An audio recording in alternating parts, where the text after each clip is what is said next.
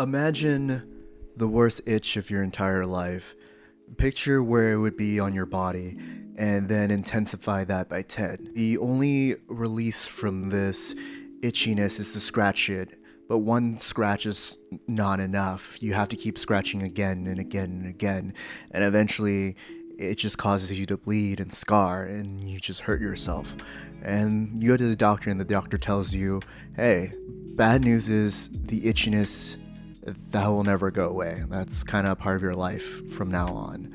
But it's not going to kill you, and that's the good news. And the only way not to hurt yourself is to not scratch at it. And you know logically that is the right answer, but when you don't, that itchiness just fester throughout your entire day, with every conversation you have, with every hobby you love to enjoy, and with everyone you're with. You know in the deep part of your mind that you can relieve it, at least momentarily, if you just scratch at it. But you also know that it's going to end up hurting you. So what do you do? I mean, I don't know, but that's what it's like to have OCD. Hey, this is Frieden, and here's another segment of vlogs where I just do introspective talk, because I really liked the last one I did, so I thought, why not do another one? This one is obviously on OCD. I am someone with OCD. Unfortunately, it kind of sucks. Apparently only 2% of the general population has OCD, and even less with ADHD. So apparently only 30% of the 2% of people with OCD actually have ADHD. So I am in the 0.006% of people. And that's not the best part of being unique, in my opinion. So someone might think OCD is like a quirkiness that's like, hey, I have to do things this way. I'm just so quirky. I have OCD. But really, it's more like, hey, I have to do this way, or else my family could die in a car accident. And that's not even an exaggeration. That is kind of how intense OCD can be. A lot of people generalize it as a need for cleanliness, and that's not true at all. OCD is actually just an intense anxiety due to uncertainty. And unfortunately, life is all about uncertainty. Life is about living in the gray. You can't really escape that. Nothing is perfect. But the OCD wants that certainty. It craves that certainty. And it's not just like, a quirkiness with it that you can get over. It's actually also a biological brain structure. I mean, you can look at this and see that the OCD brain, it lights up more heavily at certain parts than the normal brain does. And that's caused by genetic structuring. Like, parts of our brain are actually a different size than a neurotypical person. That's something you can't help. You're just born with it. Sorry, kid. For me, it's a little less certain, because it could also be genetics, but it could also be because whenever I was like a little kid, like a toddler or younger or whatever, my caretaker wasn't looking after me. And so I fell down a flight of stairs and hit the front of my head, like this part straight on tile. And this part has a lot to do with OCD and ADHD tendency. Splat on tile, blood everywhere. My parents took me to the emergency room. That's gotta cause some brain damage here and there. But, I came out relatively okay. Regardless, it doesn't matter if it's genetic or this, freak accident. It's definitely my parents' fault. JK, I love you. Thank you for being there for me. Needless to say, I am who I am. So your brain is like really, really, really good, if you don't have OCD, of navigating danger and the probability of danger, which is something not a lot of people talk about. So let's just say you have a test tomorrow and you haven't studied for it. Well, your brain will signal you that, hey, like, we should be worried. We might fail if we don't study. But somewhere in the deep dark of your subconscious, you also know that at any point a robber can break into your house. But thankfully, because your brain is good at regulating these things in probability, your brain knows that, hey, you only have a limited amount of like energy and brain function and time. The likelihood of you failing this test is exponentially more then the probability of at this time, at this moment, a robber is going to come into your house. And so you don't need to waste time trying to barricade the doors. Unfortunately, someone with OCD does not have as good of a brain to do that, to calculate that. Our senses of danger is amplified. The difference is thinking, oh, my house could be on fire. That's a thought. Versus my house is on fire right now, right here. That is the intensity that people with OCD feel with these thoughts.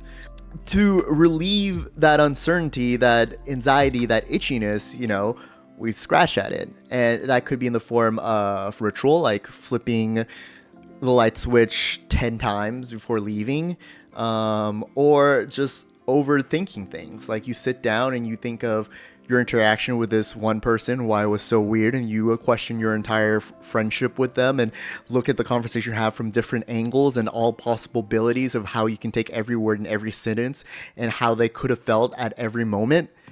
And if that sounds exhausting, it's because it is. It is extremely exhausting to do that. But that is the way the OCD brain regulates itself to feel any amount of comfort. It does take some people like 5 to 6, 7 hours out of their lives just to do these ritual, these thought regulations to feel better. And the terrible thing is people with OCD spiral because we don't have a sense of completion. The other part of the brain that is also affected when you have OCD is the structure of the brain that signals that, hey, this task is complete. Let's say your hands are dirty. Then you wash your hands. One signal goes to the other says, complete, you're done. You move on with your life. People with OCD, the other part is weaker in sending the signal back to the brain that's like, hey, you've washed your hands. You're done, you're cool. So since that's weaker and overshadowed by the intense anxiety, you see people with OCD washing their hands for like 5, 10, 15, 20, 30 minutes until it bleeds, until it's dry as hell. That's what spiraling is like, is you feel like you can't stop it. It just feeds into each other. And the terrible thing is, like, when you have OCD, it is living with someone who knows your entire existence and gaslight you at every step along the way.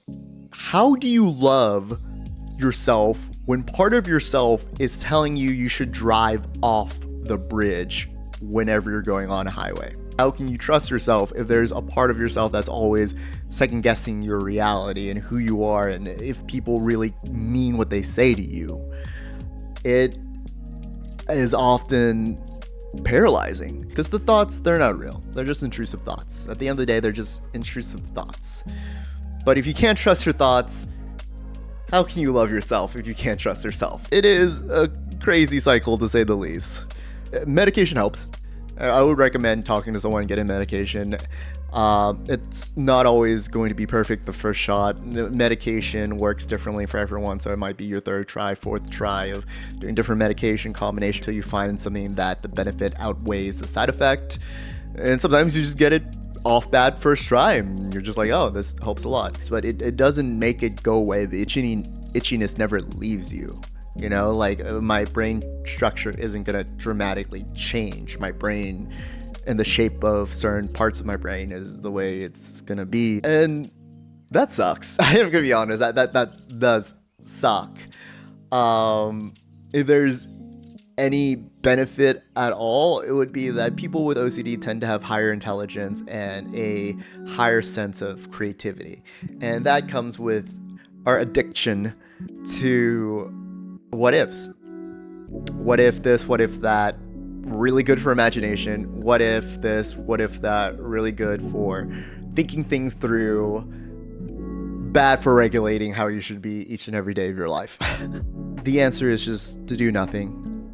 And that is the worst thing to tell someone with OCD, because we love problem solving. Like, if there's a problem, there should be a solution to it.